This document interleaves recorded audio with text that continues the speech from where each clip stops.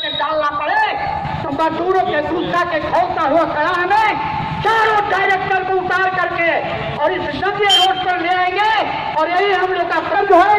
Visiting director है, आता है, विजिट करता है, चला जाता है। तब विजिट करने तो आप भी जाते हैं, मंदिर मस्जिद गुरुद्वारा में जाते हैं, बड़े बड़े धाम पर। एक धाम समझ लिए हैं, काम कुछ नहीं, इसको धाम और आराम समझ के आपकी मांगे करती है। और पहले के मजदूर का जब मांग करता था तो मजदूर में इतनी गुस्सा होती थी कि लीडर को कहते थे, हे भवन सिंह, राजा सिंह, मां शंकर सिंह, देखते हैं साला कैसे नहीं देता है।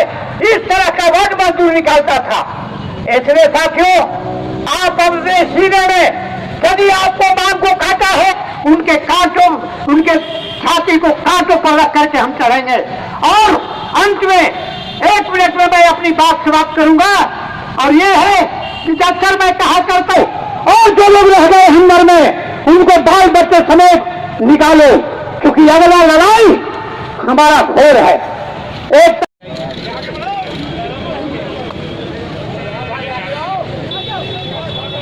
साथियों, सबसे पहले आपके जिंदगी से संबंधित है और इससे हट करके हम लोग कोई काम नहीं करेंगे। ये आपके सामने हम लोग इस प्रस्ताव के माध्यम से वादा करते हैं। हम लोग पहला प्रस्ताव है कि payment should be made within 7 days all the permanent supply including contract workers of ATC rakhi charge, सारे को पेमेंट करने का पहला प्रस्ताव हम लोगों ने दिया है। दूसरा, जो सेकंड रिजोल्यूशन है, जिसमें please promotion order, release promotion order of permanent employ, इन चीज को यथाशीघ्र चालू करो।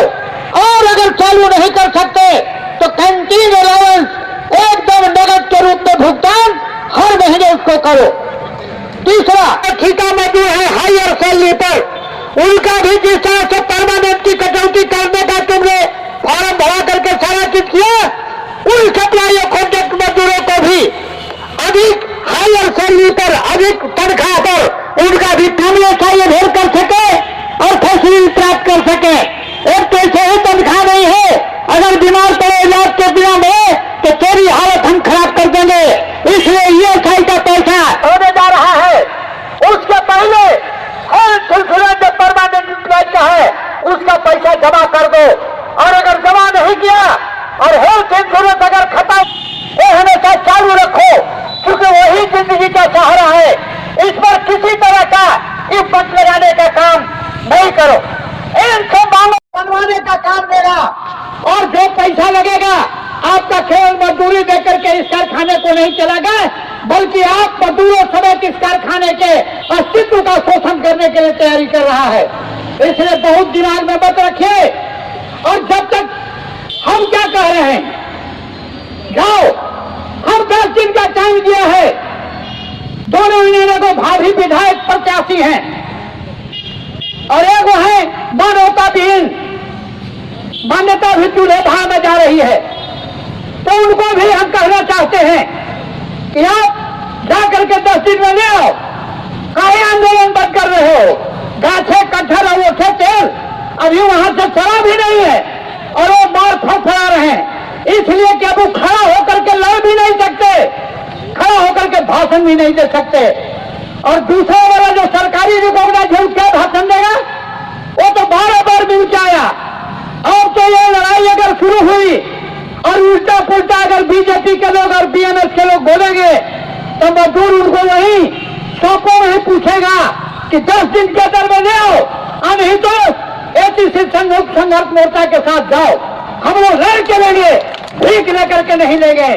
और जानते हो कि पंडित जवाहरलाल नेहरू ने जब देश के अंदर में पब्लिक सेक्टर को रखा था आधारशिला और उद्घाटन क्या बोला था कि ये आधुनिक भारत, स्वतंत्र भारत का सरकारी उपक्रम ATC मातृ उद्योग है। और बरौनी को और सभी कारखानों को कहा कि ये मंदिर मस्जिद आधुनिक भारत का गिरजा और गुरुद्वारा और सारा चीज इसी में है। अब बताओ, एक सरकार ने कहा कि मंदिर मस्जिद गुरुद्वारा आधुनिक भारत के निर्माण का है, जिसमें हजारों लाखों करोड़ों मजदूर काम करते हैं और उनके बाल बच्चा IAS IPS इंजीनियर डॉक्टर बढ़ करके निकल रहे हैं। और उस मंदिर को, ये जो आधुनिक भारत का मंदिर पब्लिक सेक्टर है, उसको मोदी सरकार और भाजपा की सरकार आने के बाद खत्म कर रही है। और क्या चीज बना रही है?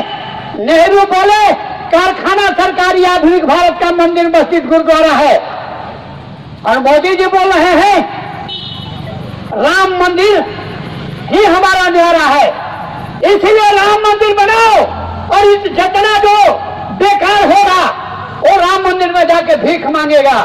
एक से इंजीनियर डॉक्टर IPS तैयार हुआ और दूसरे से भिखार पैदा होगा।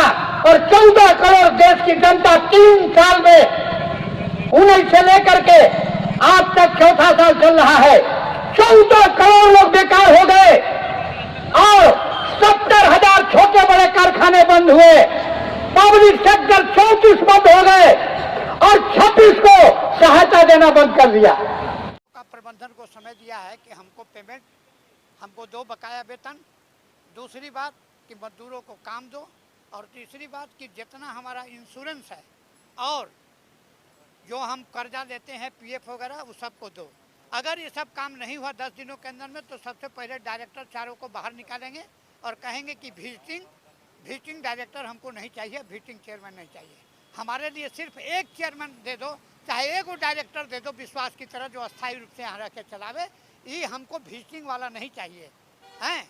और ये उधार का सिंदूर दे करके जो सुहागन कहवा रहे हैं कि सब डायरेक्टर है, ऐसा से हम बाज आए और इस डायरेक्टर लोगों से हम युद्ध नहीं जीत सकते और HEC को काम पर हम रन नहीं करा सकते, नंबर 1। और अगर इसके बाद भी 1 तारीख के बाद अगर इनको बाहर करने के बाद अगर नहीं हुआ तो सितंबर के मध्य में हम लोग राज्यपाल के यहाँ जाएंगे, पूरी जनता ज्ञापन देने जाएंगे और राज्यपाल के पास धरना प्रदर्शन करके हम अपनी ज्ञापन देंगे राष्ट्रपति के नाम और प्रधानमंत्री के नाम।